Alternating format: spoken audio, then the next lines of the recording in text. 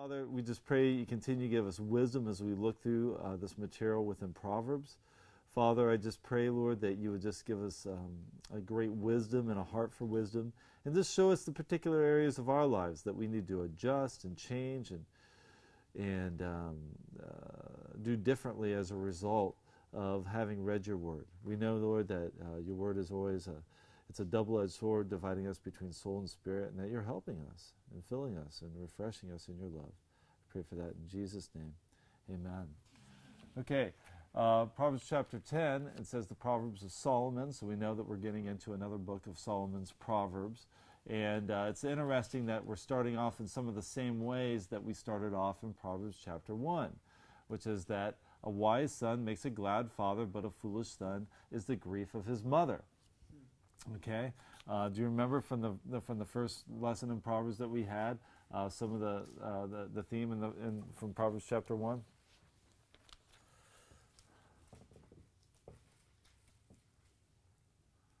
We can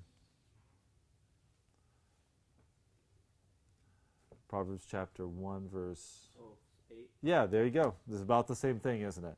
My son, hear the instructions of your father, and do not forsake the law of your mother. It's said a different way here, that a wise son makes a glad father, and a foolish son is the grief of his mother.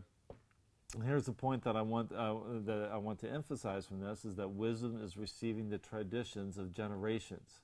Okay? So what's really important is that we see our mother and our father as the source of wisdom in order to carry on a godly legacy from generation to generation. And then as a wise mother and a wise father, that we should be imparting wisdom to our sons and daughters in order to leave a similar legacy to the one that we've been left. And I think that we see this all the time when we see strong families within the church, is that we see that it's not just that their kids are wise, but their parents are wise, and then their grandparents are wise as well. And there's almost a tradition of wisdom that's been passed on that really is evident within the child. It's just not one generation of wisdom, but multiple generations of wisdom that are being reflected there. And of course, if you didn't have godly parents or parents that were believers or anything like that, don't feel like you're shorted in your life or in the way that you are, but see it as important to begin passing down the wisdom that you've received as a Christian for the span of life that you've had to your sons and daughters when you have them, right? To start nobody comes from a family that's been saved forever, right? Is that there's a start in the beginning, and hopefully you'll have that same beginning when you raise your kids as well. So that's really from Proverbs chapter 10. Starts in the same place. A wise son makes a glad father, but a foolish son is the grief of the mother. Continuing on then is that another focus within Proverbs is like this, is the making of money and finances. And this is directly talking about this.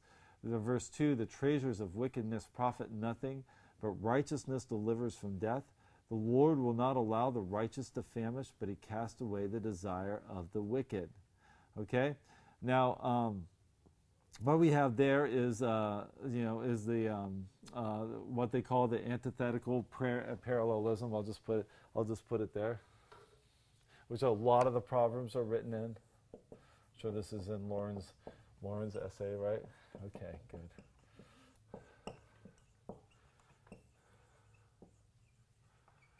So you have this first part, the treasures of wicked profit, not treasures of wicked.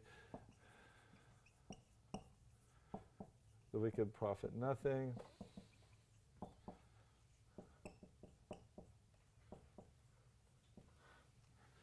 And then the second part of that is, but righteousness delivers from death.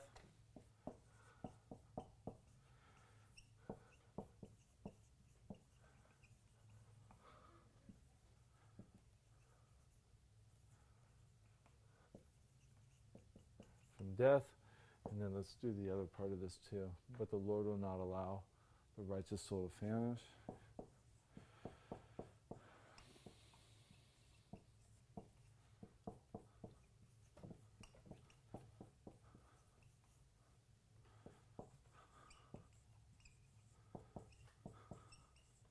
It's the righteous man or the righteous soul.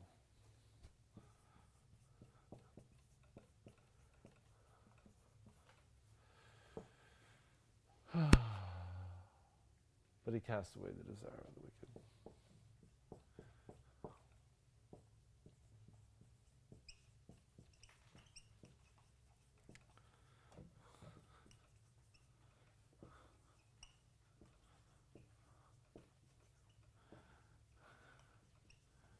No, I hesitate to do too much work in this area because understand. I want to be like, hey, I understand the structure of Hebrew poetics, and that wisdom sayings to start with right here. But I do want you to understand that there is a structure, but don't let that get in the way of just allowing the meaning of the proverb to enter your heart. You're like, spend so much time on the linguistic elements that you're like, hey man, I really understand this kind of proverbs and how they're working and such and so forth, but then I'm still wasting my treasures in wickedness or something like that. You see what I'm saying? It'll do you no good to understand the structure if you just don't understand the basic meaning of the proverb, right? But they are written in a fantastic way, and not just this one. I mean, we could go through, this could be like all day long looking at various structures of Hebrew wisdom sayings and things like that. So, so maybe, okay. So can you, or maybe, so Lauren, since you wrote about this, tell me, so where is the antithetical parallelism within this? Well, isn't antithetical parallelism contrasting? Yeah, it's contrasting, yes. Yeah, so it's contrasting the wicked Okay. and the righteous. Okay, the treasure of the wicked profit nothing, but righteousness delivers from death, right? So, getting your money by sordid means or by wicked means will in the end profit you nothing. But on the other hand, if you live in righteousness, that will actually deliver you from a bitter end, or from kind of an eternal death. Not just you won't die if you act righteously, right? But it will deliver you from a death as a result of wickedness or something like that. So you can see the idea there is they're antithetical. This means that they're contrasting. They have a contrasting theme, anti-theme, antithetical. On the other hand, there's a parallelism to it. So there's similarities between the thought that's expressed in, let's just say, A, that's suggested in B. Okay? Is that the treasures of the wicked profit nothing? That's one way that we can understand that. Getting wealth by sordid means will ultimately get you nowhere. And that has some parallelism to the idea that righteousness delivers from death. Now, we could say righteousness delivers from death in the way that if you act in integrity, if you act in, helping the poor, and such and so forth, that also would be one form of righteousness. But when paired up with the idea of the treasures of wickedness, right, is getting wealth by assorted means, it means acting rightly in your accumulation of wealth. All right? So you need to understand that there's a parallel between the two to understand that righteousness really means right acting in terms of managing your finances correctly in that context. You guys get what I'm saying? You understand what I'm saying in regards to that? Is that the fact that this is why it's important to understand the Hebrew structure of the poetics here, is because righteousness could be understood in a variety of different ways, right? Right acting has to do with not just finances, but a whole range of character traits, right? Whether it be finances, relationships, foolish talking, all these other kinds of things, right? Right acting in every certain way. But when paired up to this by the Hebrew structure, the poetry that we're talking about, it really does focus on the accumulation of wealth, because this is the way that this A has been defined, right? The treasures of the wicked. We're talking about finances right here. We're talking about getting money in a wrong acting way. You see what I'm saying? Okay, got you on point with that. Good. So that's one thing. That's the antithetical parallelism. One part defines the other part, so we understand both parts together, and that's really what context is defined as, at least in this type of Hebrew poetry and Proverbs.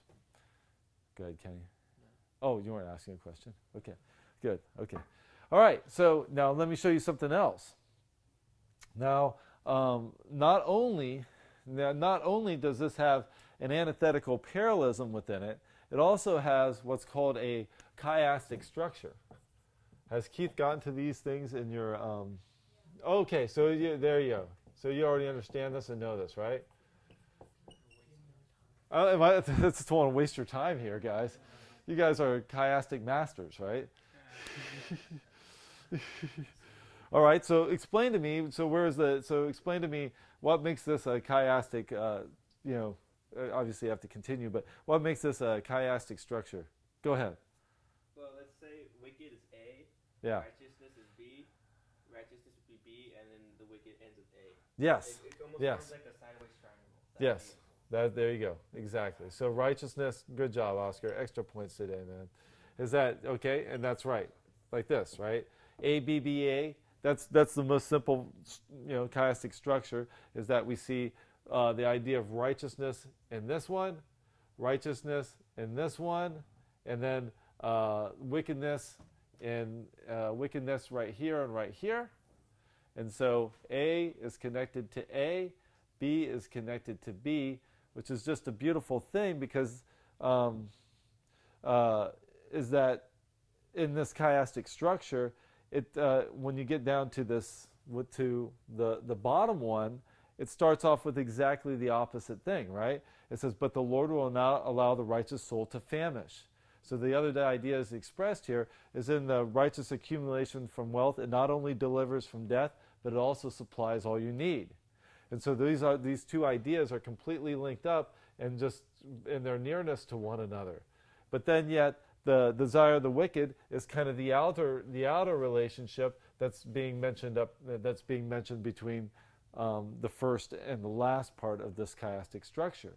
So it's a beautiful way to write a proverb, isn't it? Is that you focus on the wicked to start with, and then how acting in righteousness first delivers from death, but then also the Lord supplies all that the righteous person needs, and then you focus back on the wicked again, but he casts away the desire of the wicked. Is whatever the wicked wanted to desire, he won't ever be able to accomplish with the wealth that he's attained. You guys get all that? And I think it's a wonderful and a beautiful way in order to write these proverbs, and tells us something about just the beauty of Hebrew poetry, but also that it accomplishes a structure of meaning as well that you wouldn't get if you didn't understand and know this structure. You gonna say something, Oscar? No. Okay. So there's a whole point behind it. Is it's the development of an idea of why we act rightly in our conduct in order to finances, and what happens if we act in wickedness as a result of and the consequences thereof. So there we go.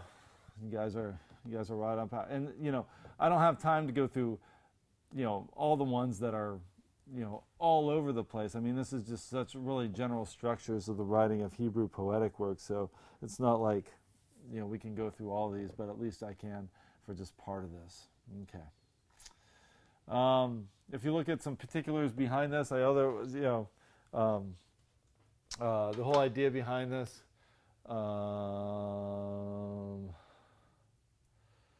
Let's see here. I was going to look at something else in regards to that. If you look at and here is another interesting thing about these things.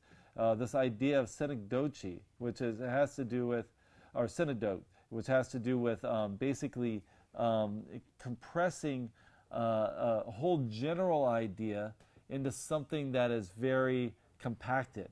So the righteous soul to famish, if you take something like this and you have this idea of the righteous soul to famish, what does that mean? Does that mean like your soul's hungering? But it has to do with basically all the appetites that we have as a person. And there's a number of these. There was another one within, I wanted to redeem the soul from the power.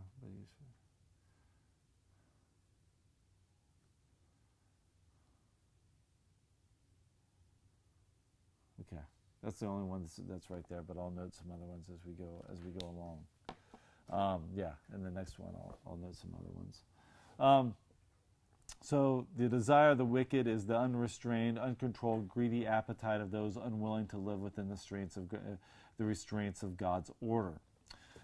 So the cast away the desire, the desire of the wicked really has to do with basically the just pursuing just the desires that well up within the soul, and whatever you want to do, you just kind of go ahead and do. It's wild appetites, uncontrolled pursuit after sin is what that is. And obviously that's present within the believer's life as much as the unbeliever's life, is that the believer is just able to control that with the very Spirit of God, so that sin does not master us, but we have dominion over it. So anyway, those are some interesting ideas within that. Next, we're just like switching topics all over the place. And here's another one. If you look then again to verse 4 and 5, it says, "He who has a slack hand becomes poor, but the hand of the diligent makes rich. He who gathers in summer is wise son. He who sleeps in harvest is a son who causes shame." Exactly the same structure, isn't it, guys? Right? Has a slack hand and become poor. And then you look at the bottom of verse 5, "He who sleeps in harvest is a son who causes shame." Those form the outer parameters of the chiastic structure. The interiors, "But the hand of the diligent makes rich, and he who gathers in summer is a wise son." So the whole idea of diligence is compressed there in the in the center, and the idea of wickedness then is also on the outer parameters, which seems to be, at least for these, a normal practice. Okay, the whole idea of the slack hand is another idea of synodoke, and I'll put the word up here. I'm not sure if I'm pronouncing it quite right. Synodoke, Synecdoche, and the whole idea is that a whole range of meaning is included within it, which allows the proverb basically to be a very tight, compressed thing.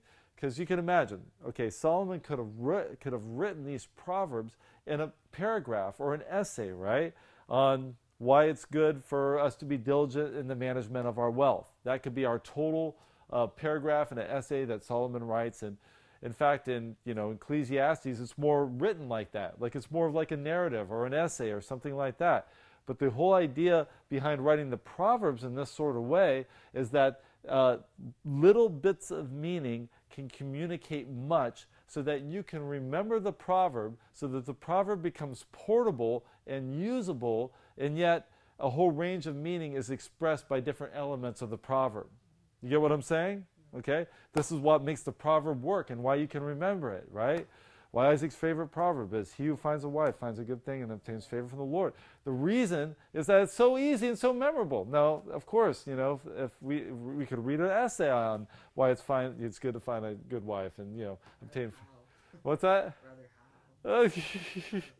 How? Okay, more of a how-to book. Okay. Well, let's talk after class on that, Isaac. Okay.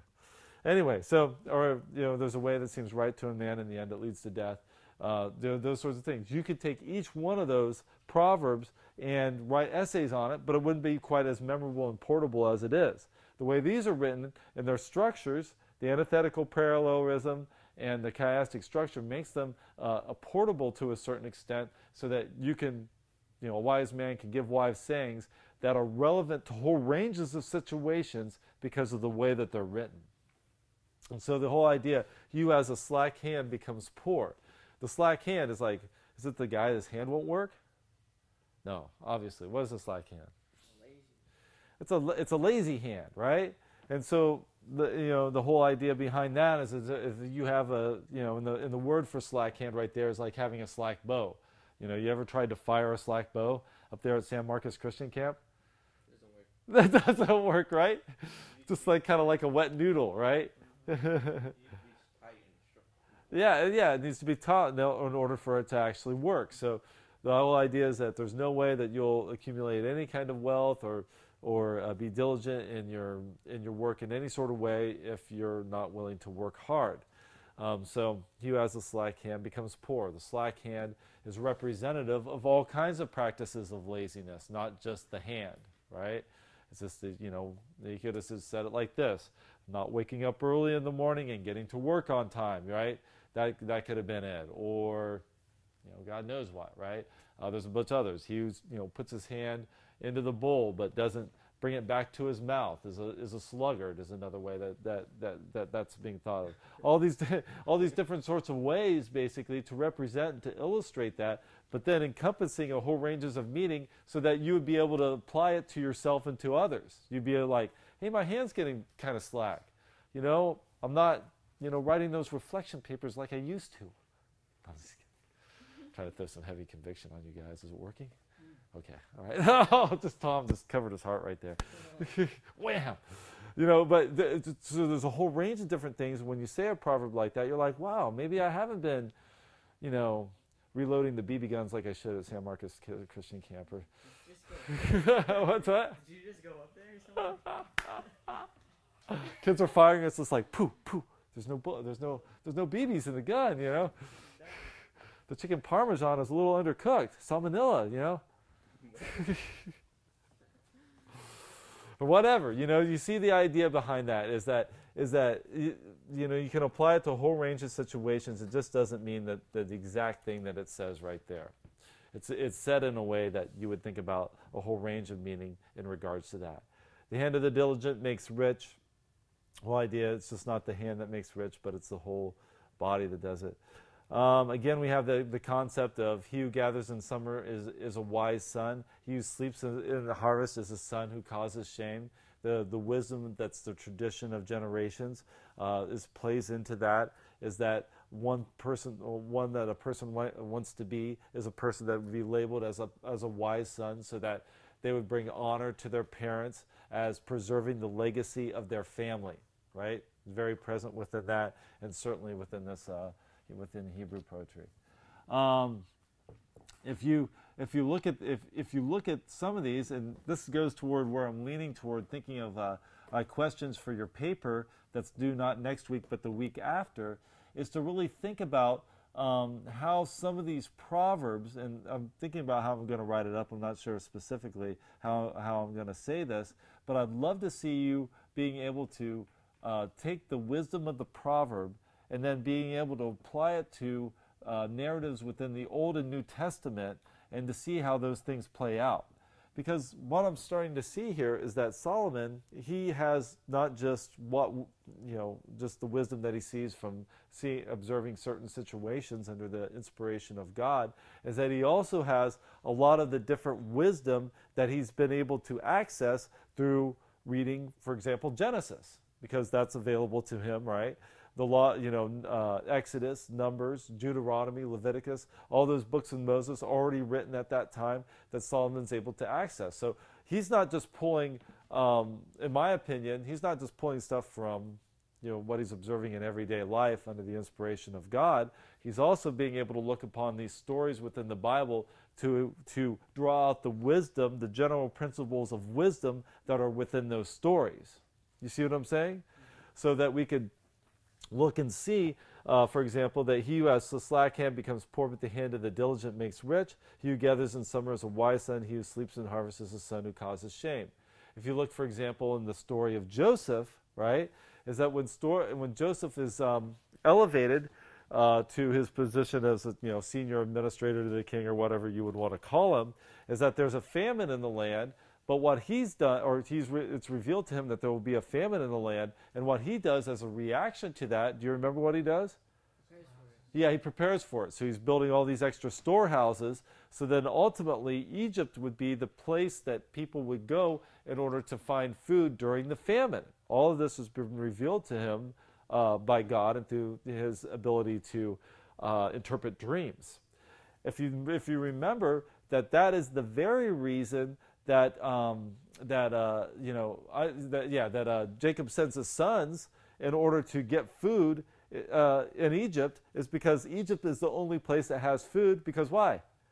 Because Joseph set it up, right? And so that whole chain and that whole wise son or whatever thing that we see right here is reflected within Joseph's life completely. And of course, that's where Joseph reunites with his brothers, and there's awesome things that happen there, among others that, Israel's enslaved for 400 years, but, anyway.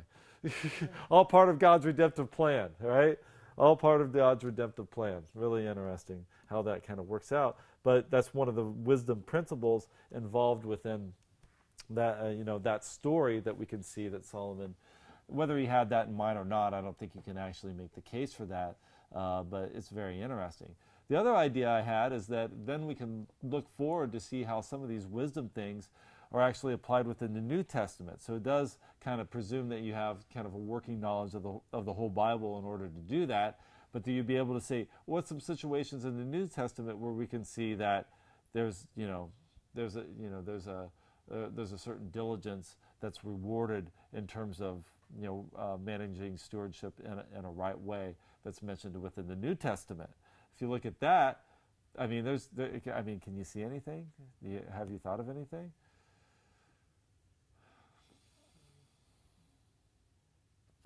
Maybe. Come to mind the parable Jesus talking about the servants. Yeah. The talents. Yeah, that's a great one. Yeah, the talents right there. That's good. The unjust steward. The steward's like, hey, you can't be stewards anymore. You're wasting all my money. He's like, yeah. Or, he's like, okay, you owe my master 60, now you owe him 30, right? and God commends him, right? As, it acts in diligence and why don't the sons of God act with such shrewdness as the sons that are in the world? Really interesting one. So have you guys kind of look backward and forward. What do you guys think about that? Wouldn't that be fun? Great analytic paper. Wow. It just came to me today. Divine revelation. It's like the light shone around me and I was like, wow. What's that? Next week or the week after? Yeah, the 6th. Yeah, the week after. So. Did you give us that assignment yet? No, I'm gonna write it up and give it to you. You still have 2 weeks to do it, so I was gonna give it to you. Do you want it before that? I could email it to you.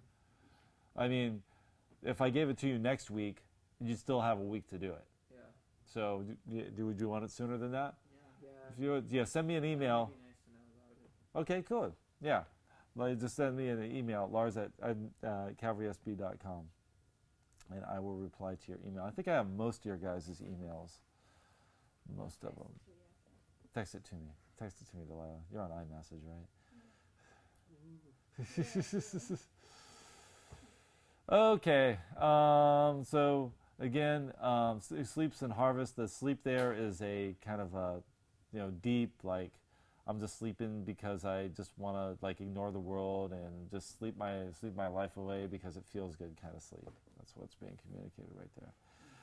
Anyway, so looking through these, I'm just spending, like a good deal of time on a few Proverbs today because I just feel like that's kind of the way to go. There's just so much volume to cover that I want to get, want to address some of the main areas, and we'll see how far we get as we go through it. The effects, if we look in verses 6 through 14 of chapter 10, it's the effects of bad communication on oneself. Okay? The way that starts out is blessings are on the head of the righteous, but violence covers the mouth of the wicked. The memory of the righteous is blessed, but the name of the wicked will rot. The wise in heart will receive commands, but a prating fool will fall. Okay, just looking at this one's the blessings that we're talking about that are mainly communicated in this kind of ancient Hebrew are the reproduction of the ability to reproduce life, to produce wealth, and to overcome your enemies. So those are the blessings that are on the head of the righteous. The violence covers the mouth of the wicked has to do with basically, this is what's coming out of the mouth of the wicked. The memory of the righteous is blessed, but the name of the wicked will rot. So in the end, your name will be nothing as a wicked person. The wise in heart will receive commands, but a prating fool will fall. So here we have, just the idea behind this is that if I'm wise in heart, then I'll be able to receive commands from God. I'll be able to receive God's correction. But if I'm prating, I will fall. You guys know what prating means? Prating means like kind of boisterous, foolish talk, basically. Walt Key had it defined this way: dangerously prattles out his clever opinions, which are devoid of true wisdom and scorch like fire. By his undisciplined words, he entangles himself and comes to ruin. So, yes, the guy just likes to share just his opinions about everything, but those opinions are devoid of true wisdom. They're just what they are, and his words are undisciplined, but then he himself comes to ruin. Verse 9 is, he who walks with integrity walks securely, but he who perverts his ways will become known. Is that there will be a public disgrace that's associated with the perversion of your way, which is acting outside of the right ways of God. And then 10 kind of finishes up, he who winks with the eye causes trouble, but a prating fool will fall. So again, that kind of talks about the same thing. Again, the dangers of foolish talking. He who winks with the eye, what do you think that has to do with? Yeah, deception, or I'm not telling the truth when I'm saying this, but using the body in a way that's that's an abuse, in a way that suggests abuse to another person. It's another way of acting foolishly, not in a talking way, but in the way of gestures. So coming down to the center of this, which is really interesting, is that verse 10, if you look at it, it is the only verse within this that is not one of those antithetical parallelisms. So it's written in a very interesting way that would be kind of the center contrast of the whole passage. So he who winks with the eye causes trouble, but a prating fool will fall. So both of those things are actually bad things, right? Winking with the eye causing trouble, prating fool will fall. So if you look at this one particularly, is that this one is basically put in the center as focus as a negative sort of proverb regarding foolish talking, and helps organize our whole understanding of this particular proverb section or this proverb structure. All surrounding it are these other antithetical parallelisms. He who walks with integrity walks securely, but he who perverts his ways will become known. The wise in heart will receive commands, but a prating fool will fall. So in a sense, this centerpiece is organizing the other structures around it, saying that there's very negative consequences to foolish talking and foolish acting. It finishes up like this: the mouth of the righteous is a well of life, but violence covers the mouth of the wicked. Again, communicating that same idea that we started with. And hatred stirs up strife, but love covers all sins. And isn't that a wonderful way to end that string of Proverbs, is love covers all sins? Do you guys know where this is said in the New Testament as well, or something like it? Love will cover a multitude of sins. Yeah, and where's it from? No, it's not the end. Is it? No. Yes, it's 1 Peter. Wow. Daniel, man, he just got you guys on that one. Oh, was it the parallel right in there? Awesome. Isn't that cool? But you say, maybe like Peter was reading through this, right? Or this was part of his meditation or his focus, and he read this proverb from Solomon, and he's like, that's a good one. I'm going to include this in my letter. Love covers a multitude of all sins. And of course, it has so much more meaning, thinking about the cross of Jesus Christ and how that love covered a multitude of sins as well. But just that the transportability of the idea was instantly applied to the cross. Isn't that cool? Yeah. All right, I'm going to let you guys take a little 5-minute break, but we haven't even touched this, so I'm trying to focus a little bit more on the structures this time, so I'm giving you guys a little bit more of the meat on that end of it, so you'll be able to understand how Hebrew wisdom sayings are operating.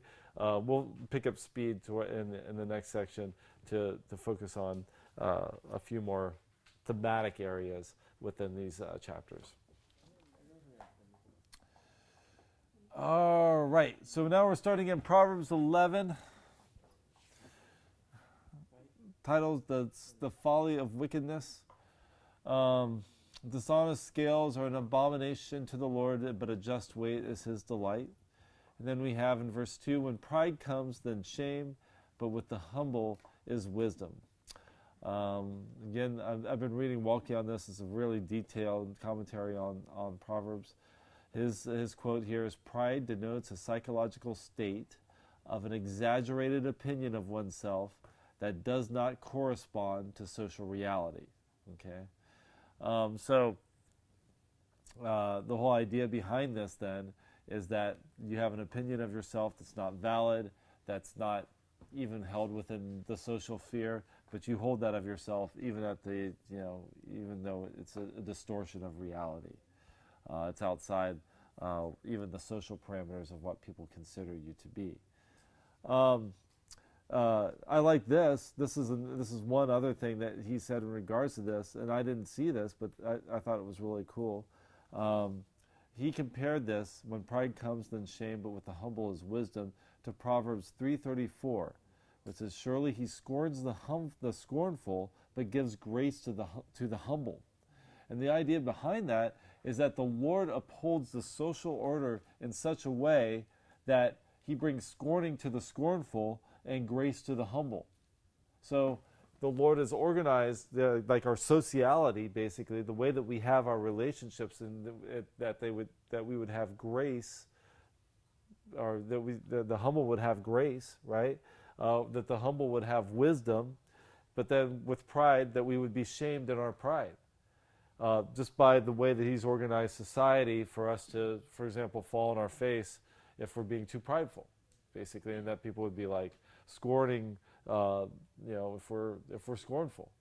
So it's interesting how the Lord has organized even the social reality of our culture in order to give grace to the humble, in order to scorn the scornful. It's pretty interesting, just what that, kind of the deeper reflection on, let's just say, society as a result of that proverb, and how the Lord is even managing behind the scenes, as it were, the social order.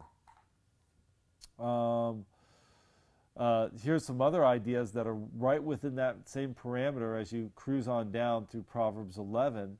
If you look at verse 10, and a lot of this is just, it's pretty cool. When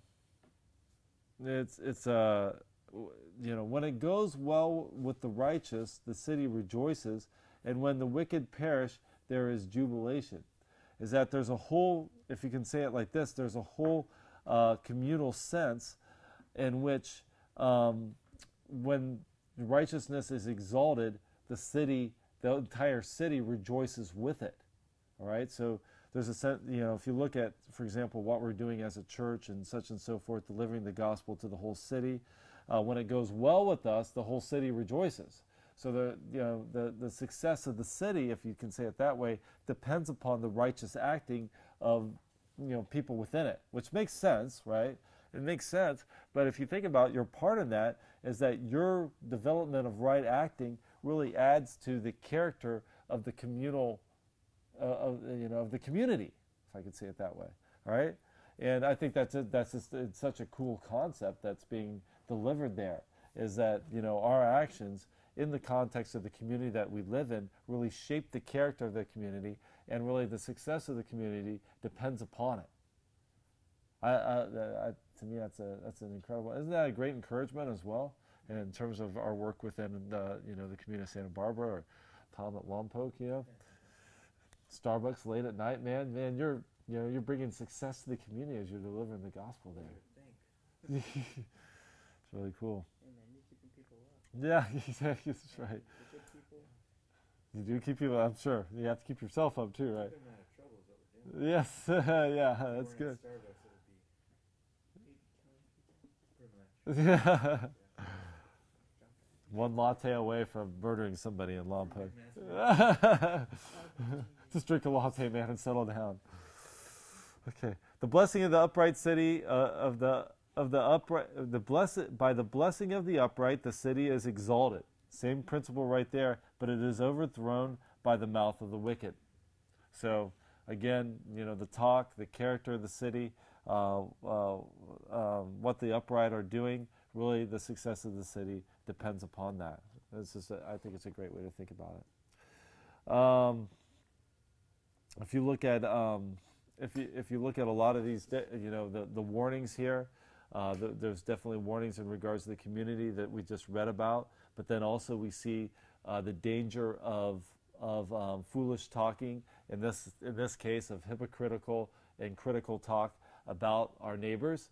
If you looked at verse 9, the hypocrite with his mouth destroys his neighbor, but through knowledge the righteous will be delivered. When we talk bad about somebody and we're pointing the finger of them, how many are pointing back at you? 3. Okay. That's right, 3. Yeah. So it's just the same idea, is that basically as we talk bad about those around us, we are generally, guilty of the same things that we're accusing others of. Haven't you ever seen that? You're saying this bad thing about this person, but then you realize the next day that you do exactly the same thing yourself, which is why you're aware of it, right? Yeah, I don't do that, and then the next day you go and do the exact same thing that you said you'd never do. And just continual ideas behind this is verse 12. He who's devoid of wisdom despises his neighbor. To actually talk bad about to look upon them in a critical way, to despise your neighbor, is being devoid of all wisdom.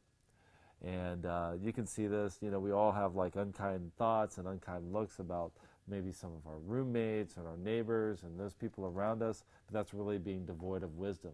If we consider those people with compassion, that would be having wisdom, the opposite of that. A man of understanding holds his peace. This, I think, you're tempted to start a fight or to pick a battle with somebody, but wisdom would say, hold your peace. Isn't that a good word? I mean, that's very practical for even in our world today and in our situations.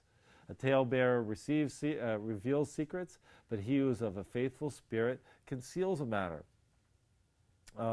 Here it is, a talebearer reveals secrets. It seems like that actually is saying the same thing. That's what a talebearer does, is that they reveal secrets. But really it's defined by the part of the next part of the proverb. But he who is of a faithful spirit conceals a matter. If you're faithful to your friends, then you'll actually conceal a matter.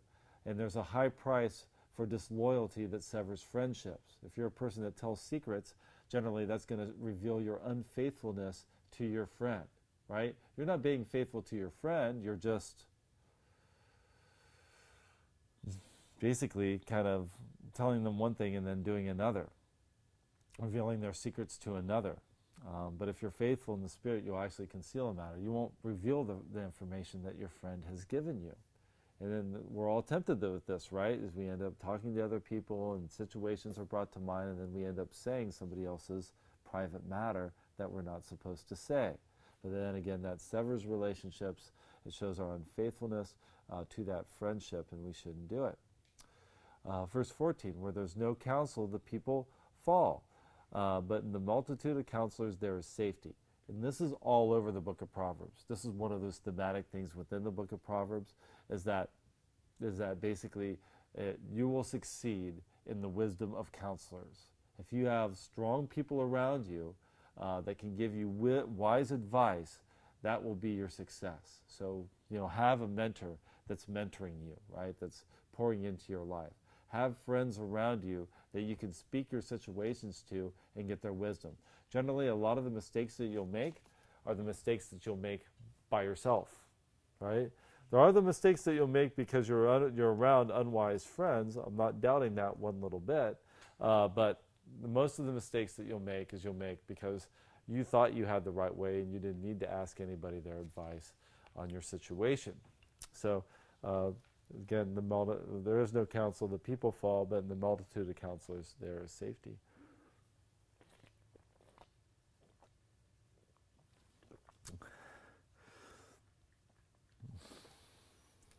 Let's see.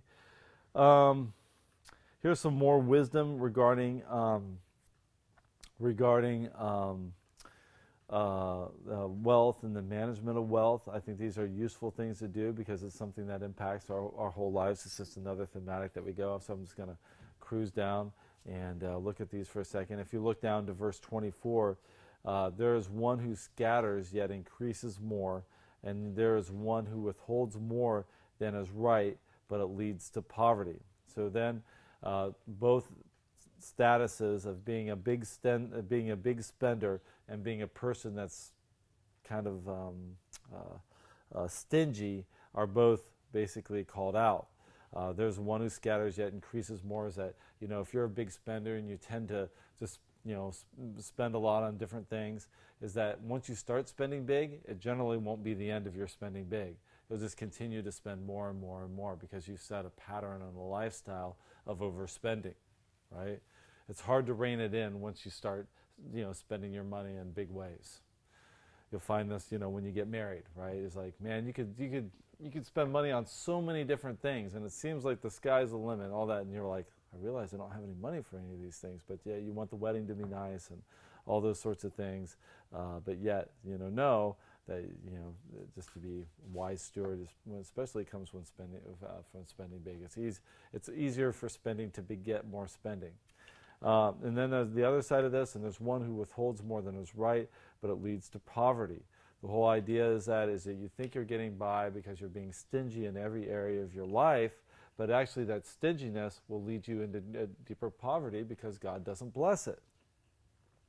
I like this quote. I can't remember who it was from. It says, "The giving of charity has been compared to the suckling of a child. The more the child suckles, the greater becomes the mother's supply of milk. So the more the kid nurses, the more milk the mom has for him. The less the kid nurses, the less milk the mom has for the kid." It's an interesting, since my wife is like, we have a 7-month-old baby, this like really hit home, right? Is that if the baby nurses a lot, then you have more milk. If you don't nurse the baby a lot, then your milk supply goes down. Isn't that interesting? And so the more we give, the more we have. So you guys like that one? Okay. Hopefully I didn't make you blush on that one.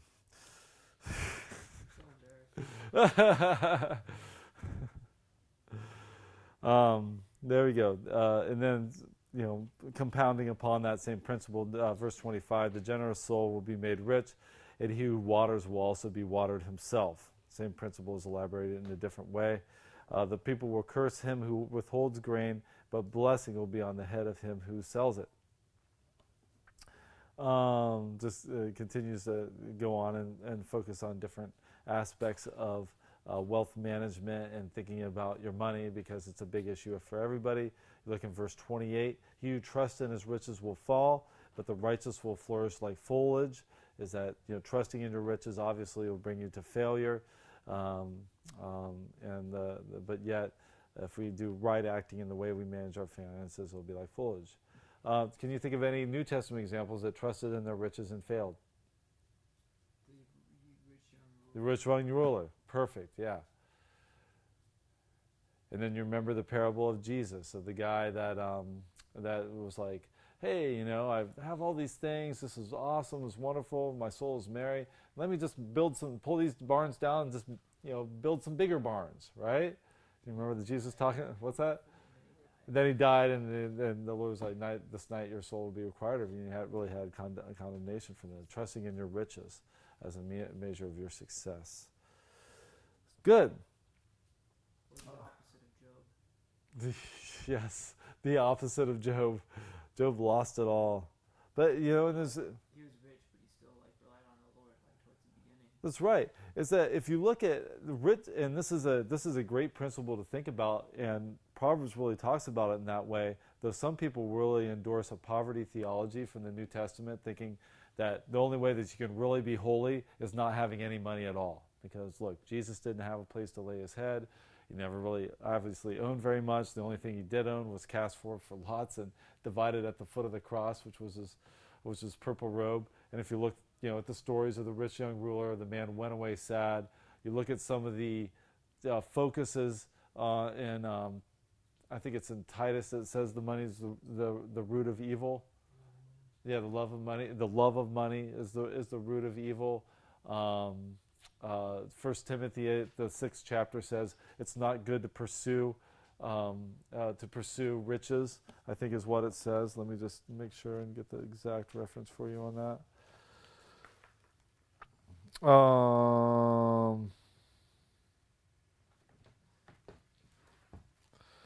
Those who, 1 Timothy 6 verse 9 says, "But those who desire to be rich fall into temptations and a snare, into many foolish and harmful lusts, which drown men in destruction and perdition." That's a pretty strong condemnation right there. Pretty strong warning on those that would pursue it. Then 1 Timothy 6, it wasn't in Titus. "For the love of money is a root of all kinds of evil, for which some have strayed away from the faith in their greediness and pierced themselves through with many sorrows." Okay? So, obviously, in the New Testament, there's a lot of danger in terms of just focusing on the accumulation of wealth.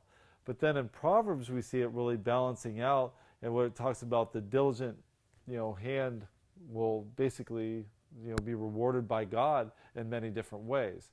So how do we balance those two types of wisdom from the New Testament and then what we see in the book of Proverbs? What do you guys think? You're saying like the difference between like obeying by this and Yeah, or just, in one way, Proverbs really talks about the right acting of money will, in the slow accumulation of wealth by diligent hard work, is a blessed by God. On the other hand, it seems like desiring to be rich and pursuing money, it's the root of all evil, and there's really strong warnings against it in the New Testament. How do we balance those two kinds of wisdoms? It seems like both are saying not to trust in that money, not to place your hope in the worldly, and rather it's telling us to focus on God and to see Him as a provider of all, and trust in Him. And meanwhile, do what you can to honor Him. Work hard. Don't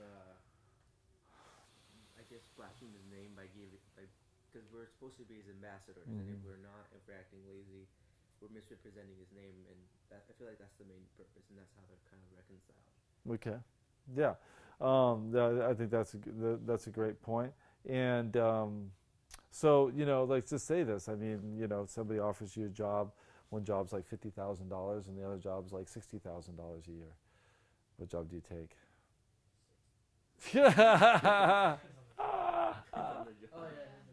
Okay, it depends on yeah. And how would you determine one's like in finance doing X, Y, and Z, and the other one's like doing being a teacher at a school? How do you decide? Would it be good to? Okay, that's right. What's God called you particularly to do, and despite the the money that you would be making, that you would just follow the calling of God for your life in that, knowing that that's not the $10,000 extra that you would make a year would not satisfy you, by our wisdom that we have from Proverbs. Now, does that mean we shouldn't desire to get a raise, to work hard to get a raise? Is that a wrong thing or a right thing? Okay, prove it. If you've been there for a long time, or if you're doing more work. But you've proven yourself to deserve a raise. Okay, so don't muzzle the ox. The workman is worthy of his wages. Okay, yeah. So you have to think through these things in order to think about it. Like the pursuit of of wealth to provide for your family isn't necessarily a bad thing, right? And to be able to provide and to do what you like to do within society, or those, it's not a bad thing. But if we are pursuing that thing, and that the only way that we would be content is if we had that extra $1,000, we had that extra $2,000, $3,000, then I'd say we're in the wrong for 1 Timothy chapter 6, right? Is that we don't have godliness with contentment. We're always just focused on making more money, and that being the desire of our heart, versus pleasing God, and then the raises come as a result of us just focusing on the Lord and pleasing God with what we do. So it's good things to think about. Proverbs brings all those things to mind. Okay, this one's for the ladies. Proverbs chapter 12, 4. The excellent wife is the crown of her husband, but he who causes shame is like rottenness in his bones. Okay, ladies, just want to encourage you to be an excellent wife. Excellent. What is that? Very good. And from the second part of the Proverbs, what would you say? What is an excellent wife? A wife who doesn't bring shame. Yes, exactly. Oh, you're the one that married Delilah. I'm just kidding. That's good. But the other way is that, the excellent wife is the crown of her husband, right? That's the other thing, is that in some ways, that she would be emblematic of, like a major asset to her husband, right? And wouldn't that be the crown? The crown of her husband, it's something that's displayed. It's something that's valuable. It's something that's, that it carries with it a certain amount of authority, just with the crown. I mean, it's something that, makes her husband stand out within the public square. So all those things, the excellent wife would resemble the crown of her husband, and not causing rottenness to his bones. Okay. Not sure how that would happen. Ooh, but there's probably some guys out there that have some rotten bones, one way or the other. Okay, Proverbs 12:25. Here it is. Anxiety in the heart of man causes depression. I think this is very good wisdom. But a good word makes it glad. So, again, I think this is a very encouraging proverb to hide within your heart. Is that anxiety causes, in the heart of man causes depression, is that when you start thinking about how all these things are going to work out, and I'm anxious over this, and, is my dad going to be okay, and you're just worrying about everything, that ultimately will lead to a state of depression. I think anxiety is depression. If you look in just medical terminology, as being anxious about things shows that you're not confident in the world working out in the way that you think it's going to be, independent of whether you know God or not. And there's a lot of Christians that are very anxious as well, that worry a lot, that can't trust in God for these circumstances. Go ahead. You said that the reason why they get depressed is because the world doesn't work out how they feel like it should work. Yes. Yeah. I think that's my first thought, is why you're anxious. You're thinking, how I have enough money to pay the bills, but then then I'm depressed that I don't have enough money to pay the bills. You see what I'm saying? Yeah. Or it seems like there's a certain expectation that things should work out in a particular way, but yet we're anxious that they don't. Yeah. Okay. So what would you say to avoid that, or even come back? That's a great question. What's the second part of the proverb? That's exactly what I wanted to focus on. But a good word makes it glad. It seems like at least this biblical remedy for anxiety, and other places will say be anxious for nothing, but with everything with prayer and supplication, right? Prayer is the one answer for anxiety. So this isn't the only one, but this is a good one, and this is a big one. But a good word makes it glad. Is that your associations and the people around you that are able to offer you good words to encourage you actually make the difference for you in terms of anxiety and depression. When you see that's the case, right, is that if I have somebody around me that's able to encourage me in the way that I need to be encouraged and to offer a good word to me in a situation where I'm anxious, that to me is like gold, right? Is able to say something like a word of affirmation or something like that really builds up. A good word of encouragement will actually fend off anxiety and depression. And if you look at anxiety and depression, and why this is so central, is that the aspect of depression is it's very self-focused, right? It's focused on my situation, my world, such and so forth. It's not focused on others. Well, the actual remedy for depression is to be focused upon others and to have other people around you that can offer you these words. So while depression and anxiety would want to separate you from the rest of the people around you, it's often depressed people are very lonely people. Even in a crowd of people, they are very lonely people, right? Because they don't reach out with their thoughts and emotions and feelings and such and so forth. They keep those things bottled in, and therefore, there's nobody that can speak in their life, and that's how they end up in counseling and, antidepressants and all the rest. But if you have that group of people around you, a solid group of people that can offer you good words, then I'd say 99 out of 100 times you'll find a person that's not depressed, because they've built up their counselors, their friends, their wise people around them in such a way in order to continually build them up. And so that's the solution that's really offered here from Proverbs chapter 12, verse 25. And also shows the importance of always having that friendship group around you, right? Those people around you that can encourage you to ward you off from that, because I tell you, otherwise, the world can be a very bleak place. So let's think about that. I think that's very wise words from Solomon on this thing. Continuing on with this in the same way, and exemplifying the same principle is Proverbs 12:26. The righteous should choose his friends carefully, for the way of the wicked leads them astray. So again, who are those people around you are very important for your psychological life and for staying on track. Really consider who your close friends should be and who they shouldn't be, and choose very carefully. Just continuing on, we'll just try to get through a couple things from Proverbs 13 and 14 before we end.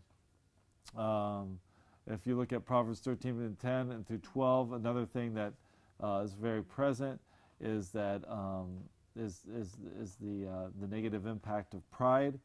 It says in Proverbs 13:10 through 12, by pride comes nothing but strife, but with the well-advised is wisdom. Okay? So pride kind of means going it by yourself in this way. And it causes nothing but just, you're always at battle with people around you, but if you're well-advised, it's wisdom. Wealth gained by dishonesty will be diminished, but he who gathers by labor will increase. And hope deferred makes the heart sick, but when the desire comes, it's a tree of life. This is a great one too, because it talks about basically what happens when you have strong hope for something, but yet that hope is deferred. It makes the heart sick. You thought something was going to happen, and you wanted it to happen, but when it's deferred, it does make the heart sick. But when the desire comes, it's a tree of life. Is that you would know that the prayer will be answered and the desire be satisfied. It would be a tree of life. It really, in context, I know many of you have heard that verse before. It really has to do with the dishonesty that you've gained the wealth by. You have this hope of gaining wealth in a dishonest way, and that way it will be diminished. But it's compared to verse 11. But he who gathers by labor will increase. But when the desire comes, it's a tree of life. So doing things in the right way will get the right answer. One of the ones I really liked was in Proverbs 13:17. A wicked messenger falls into trouble, but a faithful ambassador brings health. It turns out that in the ancient world, those people that were messengers actually had one of the highest statuses within society. They were professionals, they were groomed, they were often equipped with military strategy, and really a lot of effort was putting into training these people well, because it was very important for them to communicate exactly the message that they were from the king or whoever it was to the other person that they were to communicate. Is that they had to know and understand a whole realm of negotiations and wisdom and military strategy in order to be one of these messengers. And yet it says a wicked messenger falls into trouble, literally, right? As they're bringing the message, they sink down into trouble. But a faithful ambassador brings health. Those that are faithful to bring the message that they're supposed to bring actually brings health to them. I thought about this in terms of the gospel. If we're faithful to bring the gospel to people in a reliable way, then God will bless it. He'll bring health to it. I just thought it has a great application when we think about it in terms of delivering the gospel message to those around us. Continuing on to chapter 14, we see this is that there's a few different things. that are mentioned within this. One of the ones I love is in verse 4. It says, "Where no oxen are, the trough is clean, but much increase comes by the strength of an ox." Right? The whole idea is that, if you don't have an ox in the little, because I came from a farm, I understand this. You don't have, they have these little pens and such at the fair. If there's no ox in it, man, there's nothing to clean up. But once you get the ox in there, man, there's some stuff to clean up after a while, right? I spent a lot of time in my younger years cleaning stuff up when they're not like exactly oxes, but other things in there, horses and other kinds of things. And so I understand this principle. And so the idea behind it is like, yeah, it's going to get messy when you start working. There's going to be all kinds of stuff around that's going to need to be cleaned up. That's better than not having the ox in there to begin with, right? Because even though it's clean, there's nothing there. So this is in defense. You can tell Joe or David Lean, when you have a messy room, you're like, hey, when the ox isn't there, the trough is clean. But when the ox is there, right, it's going to be a little messy in here, Dave, Joe, okay? It's because we're working hard, right? Yeah. Proverbs 14:5, right? Or 14:4. You guys should write that on your little, maybe your little chalkboard in your house. Tell them Lars told you that. Yeah, right. Again, there's continual admonitions to stay away from foolish people, to not have those people within your friendship group.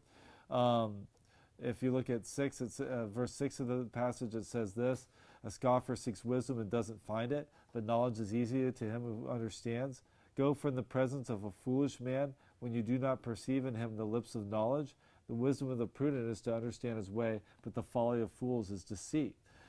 Just make sure you stay away from foolishness. No matter how attractive it might be to hang out with that person, in the end, it's not worth it if it's influencing you.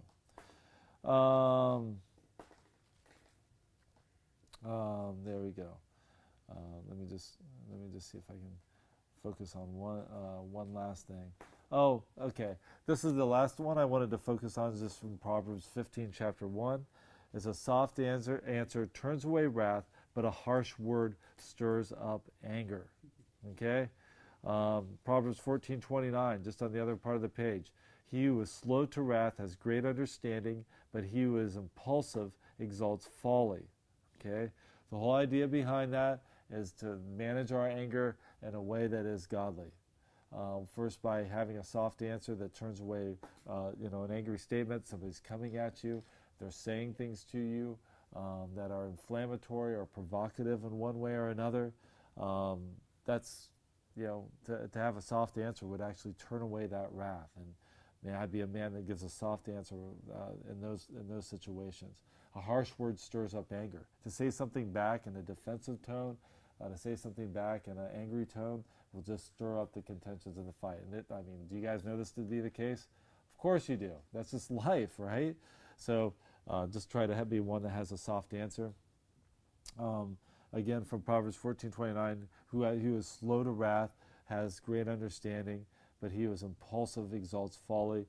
Is that there's a certain level of impulsiveness that goes with being hot-tempered. So hot-tempered people tend to be impulsive. You just say one thing and it's boom, they just flip the switch and they're angry. But being slow to wrath, a person that's slow to wrath has great understanding, which means that they're able to restrain their tongue and restrain their actions even when they are insulted or assaulted, whatever way you want to talk about it. Now, I was just thinking, for that, do you see any parallels within the New Testament there? I see one in the Old Testament, not New Testament. Ooh, one in the Old Testament. Okay, let's go with this, Oscar. Where Rehoboam split the kingdom because he was. Oh yeah. Going to all those young men. We don't have any part in the house of. Yeah. Right. Okay. Yeah. He could have answered them gently, and he answered them very harshly. Right, and that illustrates the other principle we were just talking about of having foolish counselors, because he went to two different groups of guys, and I think his father's counselors, Solomon's guys, were like, hey, you make it easy on these guys, they're going to be your loyal servants. Yeah. You take it hard on these guys, then, it's going to be hard for you. And then the young men came and counseled him, and they're like, no, don't do this, Tell him your pinky's big, I won't go into it. But Dave Lean, didn't he do a little message on this? I think so, yeah. Okay. Anyway. But, so he goes ahead, he goes ahead and does that, and then, he pays for it in the end. Totally right about that. How about the New Testament? James, right? James, right? What is it? Slow to anger. Slow to, Speak, right? yes, and quick to listen. Yeah, there you go. Good. That's great. Any other passages? Jesus Christ on the cross. When Father, they, like, forgive them. mocking him and stuff, he's like, Father, forgive them, Forgive them. They don't know what they do. Yeah. You could add Stephen in there then. Yeah. He said the same thing. Yeah, exactly. The same thing. Yeah. Just thinking in the book, you guys took my Ephesians class, right? You remember? Do not let the sun, do not let the sun be angry and do not sin. Do not let the sun grow down on your anger. That's another parallel from there. Anyway, many in the New Testament to choose from in that regard. All right, well, let's pray and finish up, and then we'll continue with our last session of Proverbs next week. Father, thank you so much for your loving kindness. Even though we were only able to get through just a few of the Proverbs that we have today, Lord, we pray, Lord, that you would just bring wisdom to our hearts. It's just so much, Lord, that we want to absorb from you, and we pray that we would. But Lord, we know the fear of you is the beginning of wisdom, so let us have a heart that really wants to please you with our actions, that's open to your correction, and is guiding us so that we live our lives differently. And Lord, we want that heart of wisdom. We want the wisdom that's from above, that's pure, that's peaceable, that's full of mercy and good fruits, that's willing to yield. And God, please help us, Lord. Fill us with your Spirit, we pray. In Jesus' name, amen.